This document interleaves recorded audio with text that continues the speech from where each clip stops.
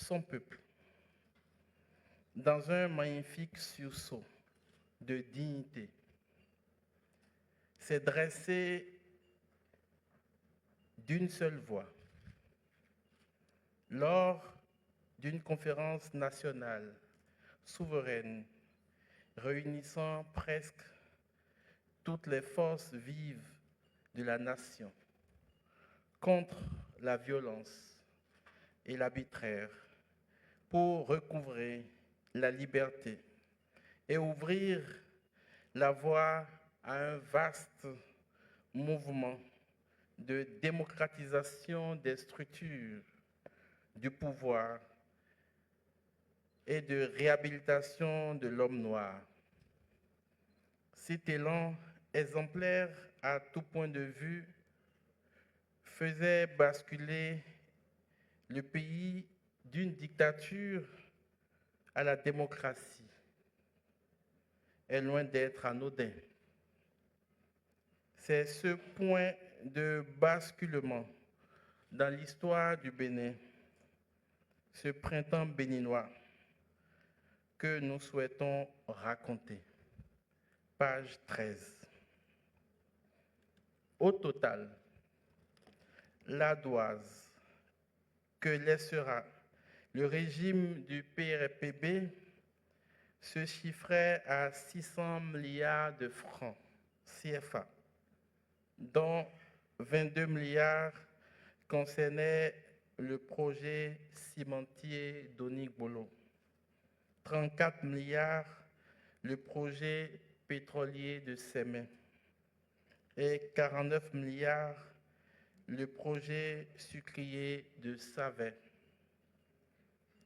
Pour la seule dette envers la BCEAO, le Bénin payait près de 5 millions de taux d'intérêt par jour. L'endettement intérieur de l'État, y compris les salaires des agents permanents de l'État APE, se chiffrait à la fin de 1989 à près de 80 milliards de francs CFA, auquel il faut ajouter l'endettement né de l'effondrement du système bancaire, évalué à plus de 120 milliards de francs CFA. En 1989, du fait de l'incapacité du gouvernement à respecter les conditions de déboursement de l'aide budgétaire, c'est seulement la moitié de l'aide budgétaire qui a été déboursée et les financements de projets ont fortement baissé du fait de manque des fonds de contrepartie. Page 14.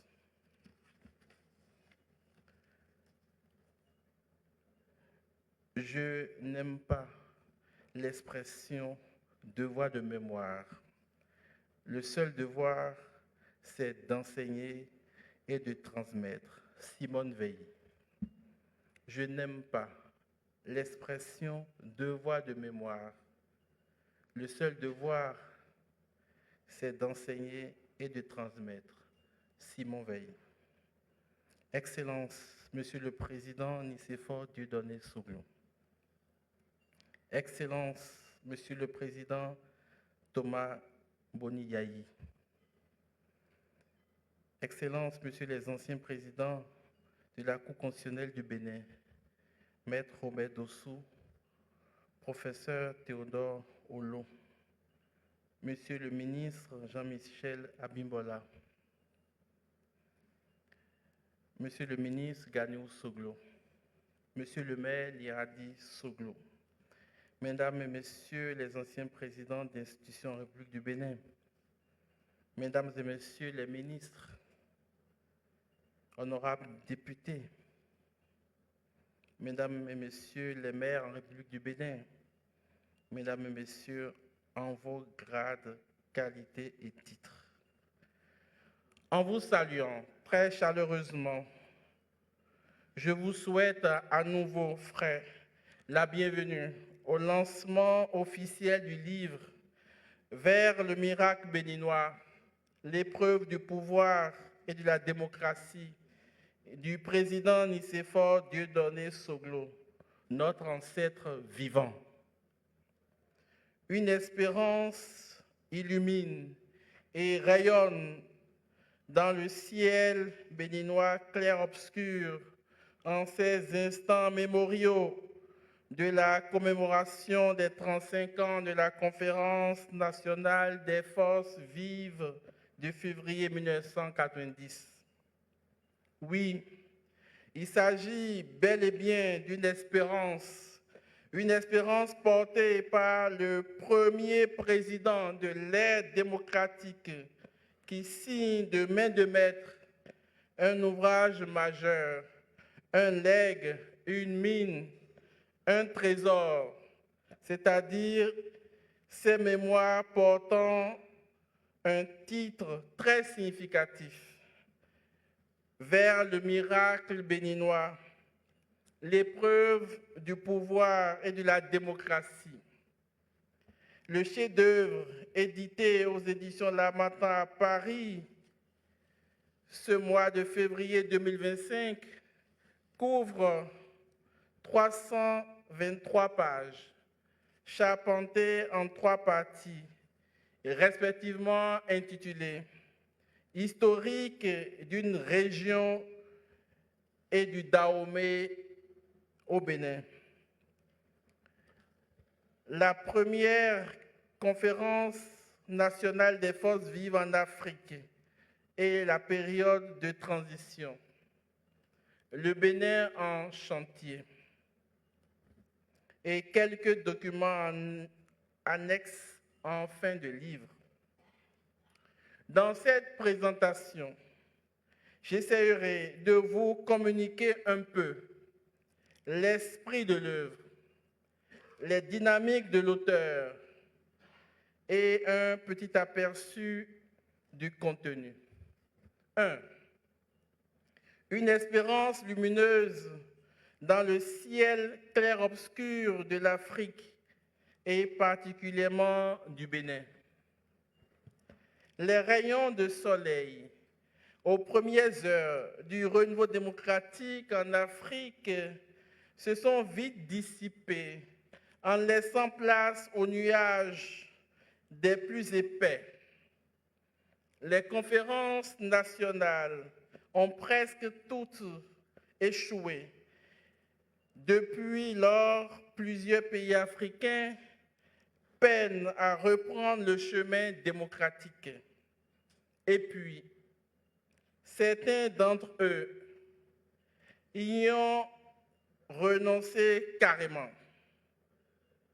Le Bénin, quant à lui, poursuit la marche démocratique amorcée concrètement sous le règne du président Nicéphore Soglo, 1991-1996. Celui-là qui a posé les bases juridiques, institutionnelles, structurelles et économiques du processus démocratique. Courageusement, avec un sens élevé de la gouvernance rigoureuse de l'État, le président Soglo a mis en place son premier gouvernement avec des hommes et femmes de grande qualité et de compétences avérées pour relever les défis de développement. Confère le grand 3 de la deuxième partie intitulée « La dynamique du changement vers un État nouveau », pages 127 à 187. Ce travail de pionnier a connu une bonne suite jusqu'aux périodes de remise en cause programmatique de la démocratie sous prétexte de préférer le développement, alors que le président Soglo avait déjà montré et démontré comment concilier le respect des droits humains et le développement à visage humain. Alors, comment pérenniser dans l'action publique l'union nuptiale entre la démocratie et le développement? Sur ce lagon, 3 balises guident les navigateurs sensés. Par contre, les insensés les ignorent et s'égarent éperdument. Première balise, une classe politique libre, cultivée, intègre et courageuse. À ce niveau, on note une collaboration éclairante, vraie, sincère et sans hypocrisie avec l'autorité. On observe une opposition ferme, solide, engagée et qui n'a connu d'oppression de la part et qui n'a pas connu d'oppression de la part de l'autorité. Pour y arriver, il faudrait en amont des entreprises politiques et des communautés politiques solidement fondées sur la liberté de conscience, la responsabilité, le dialogue, la fraternité, la vérité et le souci prudent du bien commun, comme le souligne le Saint-Pape Jean-Paul II. Il définissait la politique comme le souci prudent du bien commun. Le souci prudent du bien commun. Deuxième balise, le respect de la liberté d'opinion, d'expression, d'association, avec toutes les activités syndicales à divers niveaux. À l'aurore démocratique, la société civile a apporté une contribution majeure, ainsi que le monde universitaire. Plusieurs universitaires étaient au gouvernement, au Parlement, dans les institutions de la République et dans les cabinets ministériels. Ceci marqua l'entrée remarquée des universitaires en politique, la contribution de la presse et de l'intelligentsia de ce temps ont permis d'engager le processus démocratique sans peur et balisant ainsi le chemin pour les régimes successifs avec détermination, quiétude, compétitivité et sérénité. Troisième balise, la promotion de l'agriculture, l'ouverture du secteur secondaire et tertiaire à tous et les grands travaux. La vocation de promoteur agricole et industriel retrouve une éclosion pleine et prospère au cœur des grands chantiers qui révélèrent le potentiel du Béninois et son génie bien connu. Le Bénin, connu jadis un temps d'émulation intellectuelle, de promotion de l'entrepreneur béninois et d'ouverture au monde grâce à une diplomatie dynamique, engagée et rayonnante, conséquence positive des grands moyens déployés. Tout ceci contraste avec ce que nous vivons depuis près d'une décennie et que je qualifie d'inédit, en le dénonçant avec des mots précis et fermes. Aujourd'hui, Pourquoi l'homme n'est-il fait que pour chanter la beauté des pierres et les louanges de l'argent roi? Pourquoi nos élections ces dernières années sont-elles exclusives avec des emprisonnements et des morts? Pourquoi l'urgence de la révision constitutionnelle de 2019 dans des conditions notamment surprenantes? Pourquoi le militantisme politique devient-il périlleux de nos jours? Pourquoi le militantisme politique devient périlleux de nos jours? Pourquoi l'exercice de la parole publique est-elle si menacée, flagellée et condamnée? Vers le miracle béninois, l'épreuve du pouvoir et de la démocratie du président Soglo paraît majestueusement comme une espérance en ce contexte très rugueux qui s'impose puissamment à nous. Le Bénin politique d'aujourd'hui a besoin de relire son histoire en se réconciliant avec la démocratie à l'école de la valeureuse méthode de gouvernance du président Soglo. Le Bénin politique d'aujourd'hui doit repartir aux racines de la démocratie en s'appropriant les acquis de la Conférence nationale des forces vives qui crée en réalité un cadre propice au développement. Seul l'argent roi et les intérêts personnels ont trahi graduellement le processus et les promesses tissées et tracées par la conférence nationale. Le Bénin politique d'aujourd'hui n'a point besoin de l'autoritarisme, de l'autocratie et de la pensée unique, épouvante, qui redéfinit les standards de la démocratie au gré des agendas particuliers sous le prétexte d'un développement sans visage humain.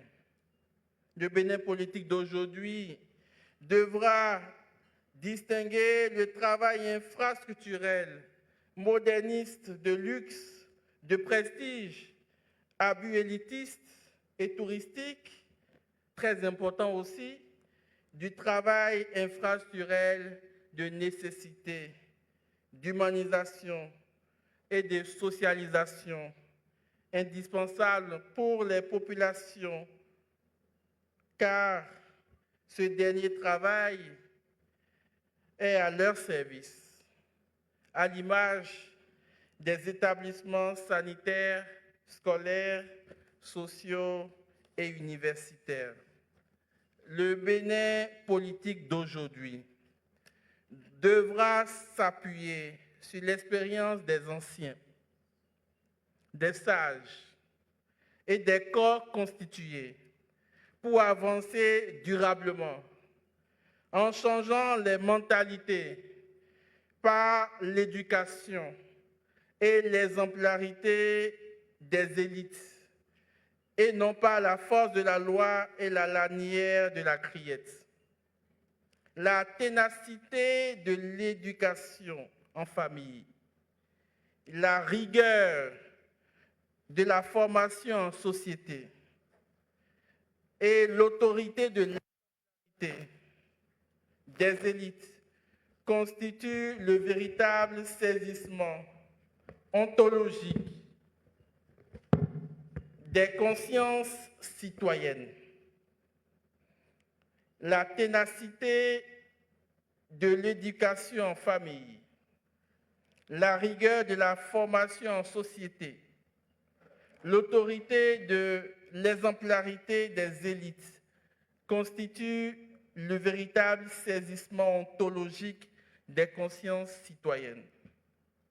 la ténacité de l'éducation en famille, la rigueur de la formation en société et l'autorité de l'exemplarité des consciences des élites constituent le véritable saisissement ontologique des consciences citoyennes. Vers le miracle béninois, l'épreuve du pouvoir et de la démocratie du président Soglo nous en donne les sillons sûrs. 2. L'auteur Nicéphore Dieudonné Soglo, que représente-t-il aujourd'hui et demain? La grandeur de l'homme, grand président et non meilleur président, parce que comparaison n'est pas raison. Défenseur de la cause de l'homme noir, homme de grande culture, de lumineuse intelligence et d'ouverture aux autres dans leur savoir-être, dans leur savoir-faire, le président Soglo est un démocrate et un patriote à dimension panafricaine. La grandeur d'un président de la République s'identifie à la manière dont il vit le pouvoir, le conçoit, et comment il en fait un lieu de décision pour la consolidation du bien commun et la sauvegarde de l'intérêt général. Ceci nécessite un esprit vif, une ouverture d'esprit, une hauteur d'esprit, une liberté intérieure, une approche relationnelle décomplexée, un cœur simple et une méthode volontairement rigoureuse, impulsant le travail collectif. Le grand président, par son exemple, ses idées forces, sa bienveillance et ses œuvres marquent des générations entières. Dignement, il laisse la place aux autres, car il ouvre la compétition en comptant sur son bilan et non sur une stratégie quelconque de confiscation du pouvoir. La dignité d'homme, d'État, inséparable de la dignité de l'homme noir. Voici ce que le président lui-même dit en bon historien aux pages 42 et 43. Or, deux continents, l'Afrique noire et l'Amérique indienne, vivaient au milieu de nations violentes et prédatrices, mais étaient dépourvues d'armes à feu ou atomiques. Et au même moment, la tuerie connaissait en France et dans toute l'Europe un prodigieux essor. Elle constitue, avec reconnaissance maritime de l'Europe occidentale, la clé de ces nouvelles invasions barbares.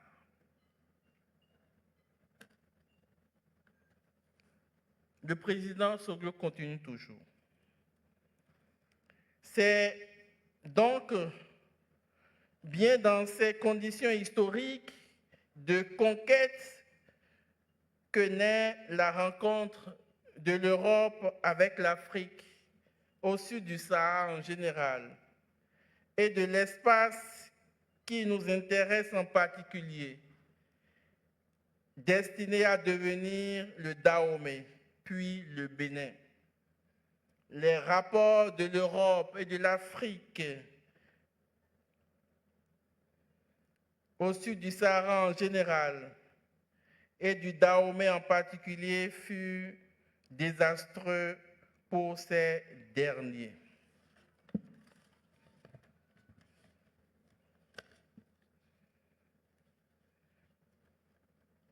Sur le plan politique, enfin, continue toujours le président Soglo, les conséquences ne furent pas moins dramatiques. La traite pétrifia les instructions africaines dans des formes traditionnelles de plus en plus fragiles et inflexibles. Elle renforça le pouvoir des chefs. Elle fournit à ces derniers un moyen commode de se débarrasser de leur opposition. Les puissants d'Afrique occidentale transportaient leurs mécontents et leurs oubliés au-delà des mers. Fin de citation.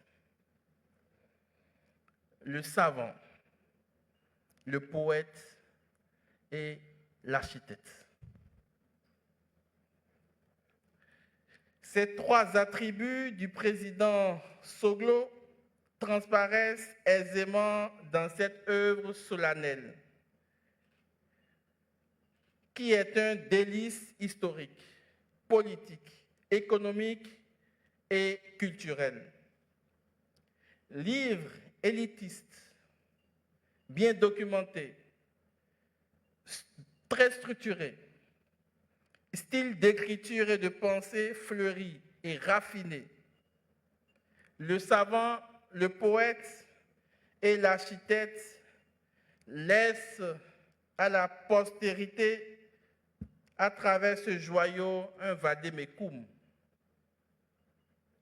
Juste après la préface de l'ancien Premier ministre Jean-Marc Ayrault, le savant, le poète et l'architecte nous dit ceci. En dédicace, ce livre est dédié à ma chère épouse, Rosine Vieira Soglo, Amazone de tous nos combats, pour sa présence indéfectible à mes côtés dans la lutte pour la démocratie. Elle qui a suivi durant toutes ces années la rédaction de ce livre et serait heureuse de le voir à son terme. À mes fils, qui sauront inscrire dignement leur chemin dans le sillage d'un destin politique et la fierté d'une terre. Aux Béninois et aux Béninoises, pour ce devoir de mémoire et pour l'élan que je souhaite leur transmettre.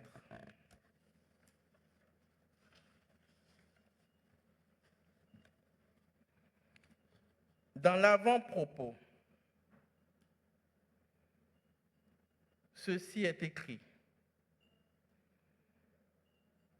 En 1990, le Bénin, l'un des plus petits morceaux de la Fédération des 14 pays de l'Afrique de l'Ouest française, connue jusqu'en 1974 sous le nom de Dahomey, décida de changer le cours de son destin. Son peuple, dans un magnifique sursaut de dignité s'est dressé d'une seule voix lors d'une conférence nationale souveraine, réunissant presque toutes les forces vives de la nation contre la violence et l'arbitraire pour recouvrer sa liberté et ouvrir la voie à un vaste mouvement de démocratisation des structures du pouvoir et de réhabilitation de l'homme noir. Cette renaissance nationale se traduira notamment par l'avènement du multipartisme, l'organisation d'élections véritablement libres, écrit le président, l'instauration de l'état de droit, l'émergence d'une société civile, la sauvegarde des libertés individuelles et collectives. Parallèlement, la libéralisation de l'économie a jeté les bases de la reconstruction d'une économie en totale déliquescence après plus de 17 années d'un système autocratique. Le taux de croissance est ainsi passé de moins 3% en 1989 à plus 6% en 1995. 3. Quelques legs. Dans l'ouvrage, j'ai choisi 3 legs. Le premier, une politique d'ouverture diplomatique. Page 193 à 194.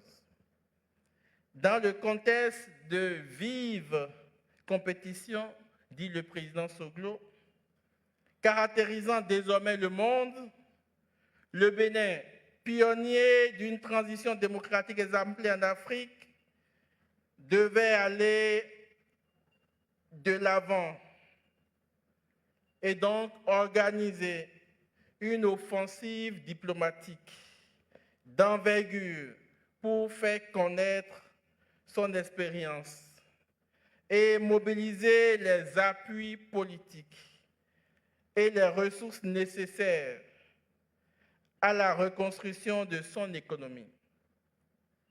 Les objectifs du gouvernement étaient alors d'élargir le cercle des pays amis, de mobiliser les ressources pour la reconstruction du pays et de créer un environnement favorable à la coopération et à l'intégration sous-régionale.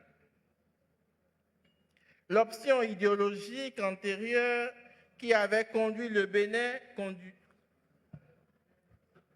le président continue ainsi, à réduire le champ de sa coopération avec les pays du monde.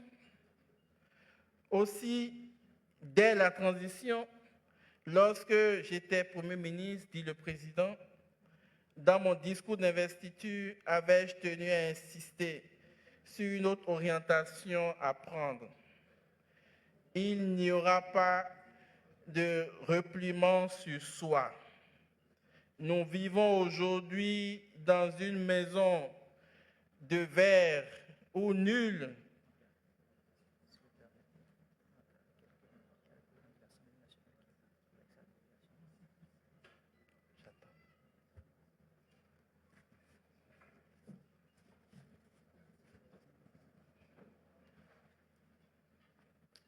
Nous avons une forte délégation conduite par le président de l'Assemblée nationale du Bénin.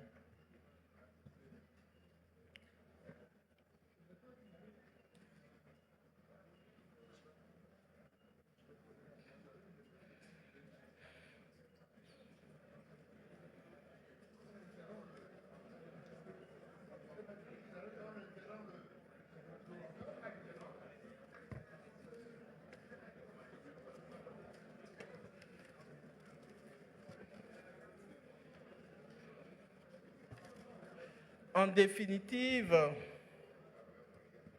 il fallait il fallait qu'un langage d'ouverture, de vérité et responsable caractérise à l'avenir les relations du Bénin avec les autres pays du monde. Et dès que l'occasion se présentait, dit le président Soglo, je ne manquais pas de redire l'importance de cette ligne de force de la diplomatie du Bénin. C'est ainsi, dans ce nouveau contexte, que le Bénin a établi de nombreuses et nouvelles relations avec Israël, la Corée du Sud, la Thaïlande, les monarchies du Golfe, l'Afrique du Sud et les pays de l'Europe du Nord, tels le Danemark et la Norvège. Le président Soglo a fait dans son livre le point de toute sa politique diplomatique. Deuxième legs, la promotion de la culture béninoise, pages 208 à 209. Le président Soglo nous dit, la culture est le ciment d'une nation. Elle est au cœur du développement en général et du développement économique en particulier. Mais la formation de l'homme n'est pas l'apanage exclusif du département de l'éducation.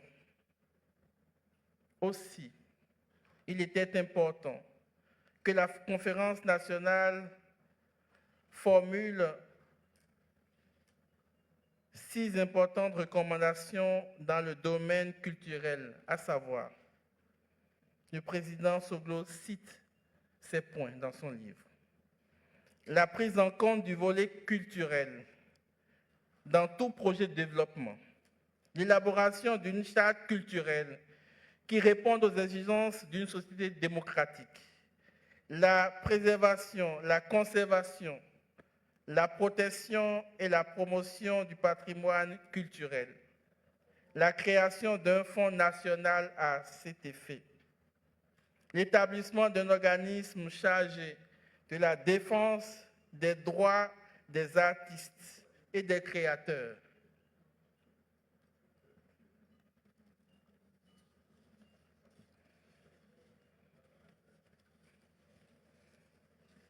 Troisième legs, l'amour pour le monde agricole. Page 274 à 277.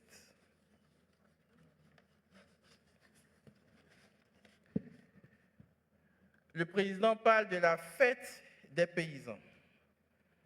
Cette fête des paysans organisée pour chaque région dans 6 départements consistait chaque année à glorifier leur travail pour les remercier de ce qu'ils avaient donné à la nation.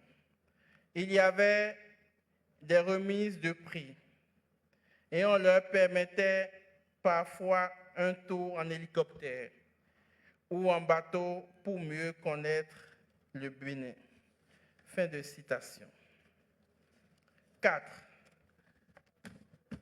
Quelques implications concrètes contemporaines du livre. Premier point. Construire l'homme, travailler pour l'homme, sécuriser son avenir.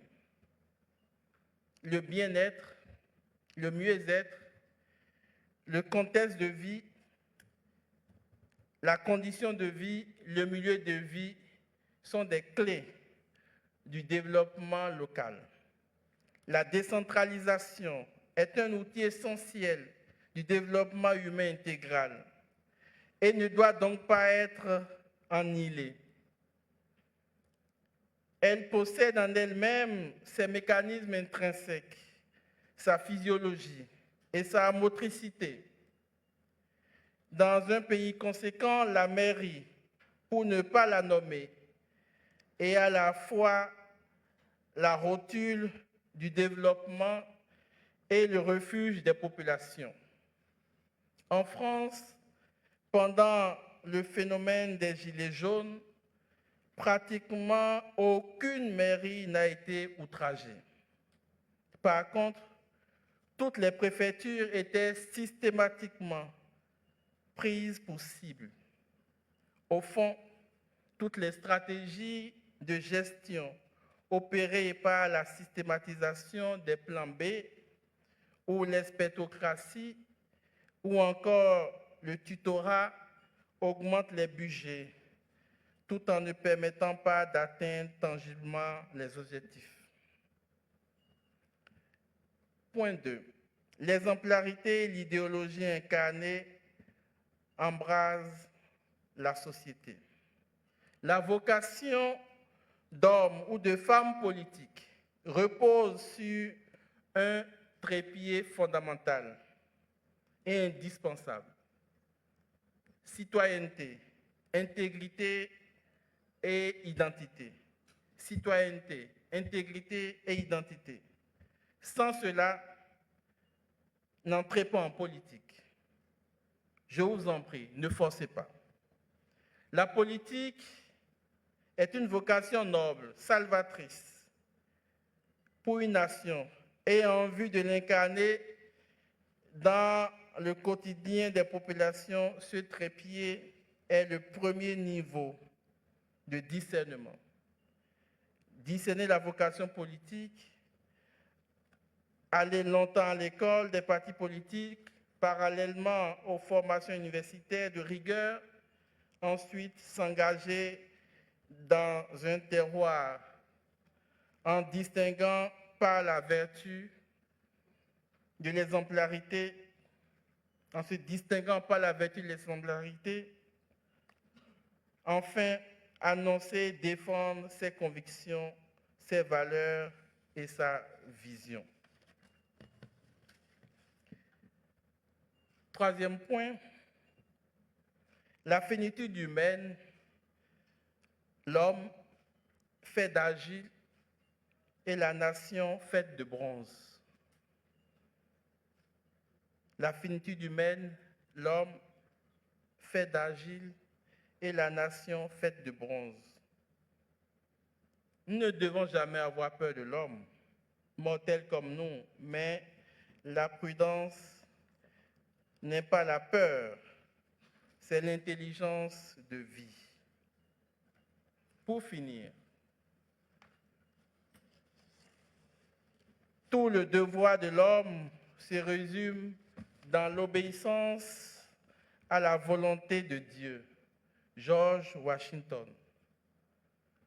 Tout le devoir de l'homme se résume dans l'obéissance à la volonté de Dieu. George Washington. Excellence, Monsieur le Président, vous venez de poser un acte de vie, un acte d'éternité, un acte de mémoire au cime de votre expérience et espérance de vie légendaire.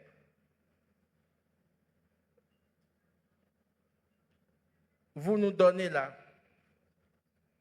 à travers ce livre, un présent exceptionnel, inestimable et inépuisable. Puisse le Seigneur vous bénir et vous combler de tout bien. Je vous remercie pour votre attention.